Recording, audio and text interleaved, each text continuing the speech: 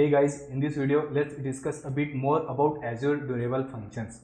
Now in our last video we understood below concepts, that is what is orchestrator function, what is activity function and what is state. Now in this video we will have a quick introduction to Azure Durable functions, and of course we will continue our discussion in subsequent videos.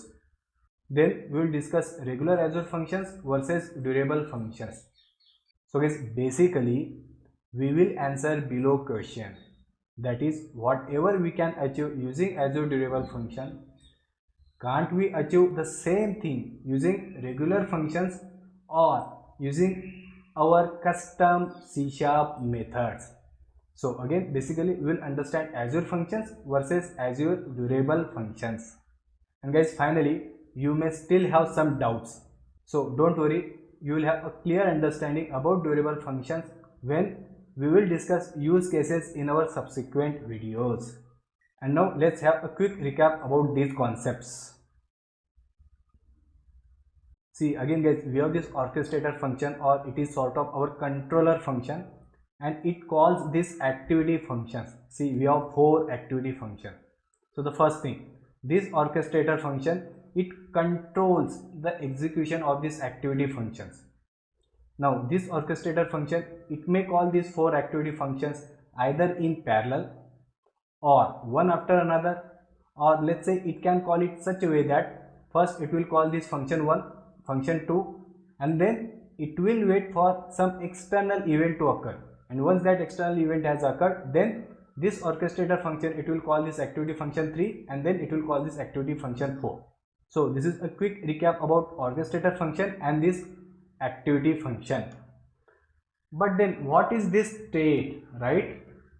So state means when this orchestrator function call this activity functions, it knows the sequence of these activity functions, then it knows the inputs provided to each of the activity functions, then it knows the results returned by each of the activity function, then it knows if any of those activity functions has failed. So let's say activity function 1 and 2 has been successfully called, and while calling this activity function 3, our app failed. So let's say when our app restarts, it will not again call this activity function and 2. Instead, it will start by calling activity function 3 and 4, right? And it is possible because it maintains this state. So all this information together, it is called state. And now let's have a quick introduction to Azure Durable functions, and then most importantly, let's understand this difference, that is regular Azure functions versus durable functions. That is, whatever we can achieve using durable functions, why can't we use regular Azure functions for the same thing? So Azure Durable functions. So using Azure Durable functions, we can write long running workflow without our code running all the time. In simple words, durable functions, they have memory. So guys, as of now, you can just by heart this concept, that is we can use durable functions to create long running workflow where our code may not be running all the time. So what I mean is, this whole thing, it is our Azure Durable function, right? And you can see we have this workflow, this activity function 1, 2, 3, 4. They are either running in parallel or they are running one after another. But basically, these 4 activity functions, when they are running, we can call it as a workflow. And it might be possible that we may run this activity function 1, then immediately we may run this activity function 2.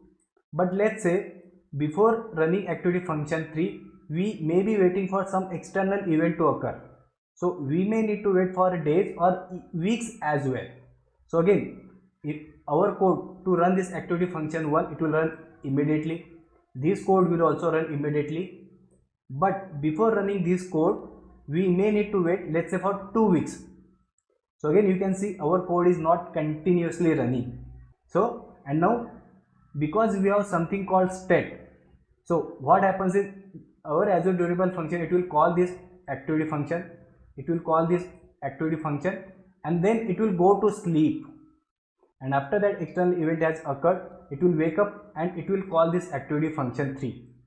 So again, it is possible because our durable functions, they maintain state. So they know that activity function 1 has been called, 2 has been called, and now I have to wait for some external event before I can call this activity function 3. So all this information, it is state, and thus basically state is the core idea behind using durable functions. And again, as we have discussed, let's say if our app fails midway, our durable function, it can start from the step where it failed. It will not start right from the beginning. And again, it is possible because we maintain state. And now the most important thing, that is regular functions versus durable function. So again, whatever we can achieve using durable functions, why can't we use regular function? So what I mean is, you may have a question that, okay, here orchestrator function is calling these 4 activity functions, but why can't I have something like this? So let's say instead of this orchestrator function, I may have this regular function over here, and this regular function, instead of calling these 4 activity functions, this regular function, it might be calling those 4 different custom C# methods, right? So again, instead of using this orchestrator function, I can use regular function, and instead of using this activity function, I can use my custom regular C# method. So yes, you might be having this question, and let's try to understand the difference. So the first thing is, use regular function for simple quick task, and use durable function for long running task which has multiple steps. Or let's say you have a workflow where your code is not continuously running. Now let's say here, instead of this orchestrator function, you are using regular function, and here instead of activity function, you are calling your C# method. Okay, now let's say this regular function, it calls this first C# method. Okay, it has run successfully. Now let's say while calling this second C# method, it failed. So obviously you want to retry. So for such retry, you have to write your custom C# code. But when you are using orchestrator function, that retry logic is already built in, that is, it is by default.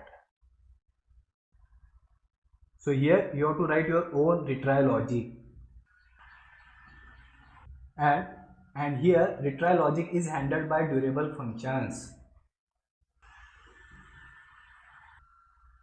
Again, here imagine your regular Azure function, and here your C# methods.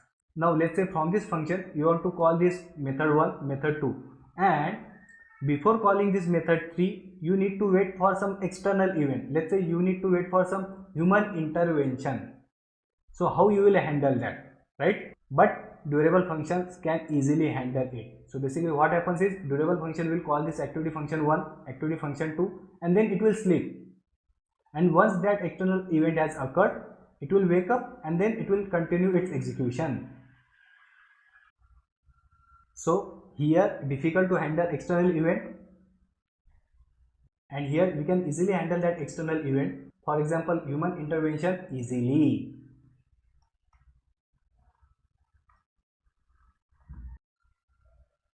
Now let's say you have a requirement such that, let's say if this step 1 has been called, step 2 has been called, and now before calling step 3, our application crashes.